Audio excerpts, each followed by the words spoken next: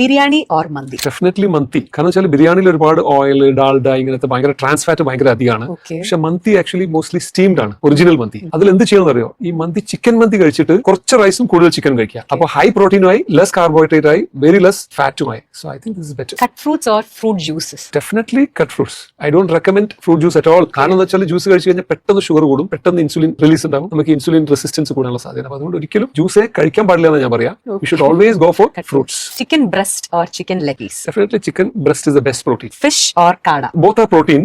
പക്ഷേ ഫിഷിന് ഒരുപാട് അഡ്വാൻറ്റേജ് ഉണ്ട്. കാരണം sea food has got lot of anti oxidants. പക്ഷേ കാട is also good, but comparatively fish is better. Mayonnaise or hummus? How dare you to compare this actually? Mayonnaise ഒരിക്കലും hummus ആയിട്ട് compare ചെയ്യാൻ പാടില്ല. Mayonnaise is bad. Lot of oil, trans fat, but hummus is made of chana. Rich in protein, very good. There is no comparison. Milk or milkshake? Definitely milk. Milkshakes ഒരുപാട് sugar അവർ add ചെയ്യുമല്ലോ. Even milk is not recommended in large quantities, but comparatively milk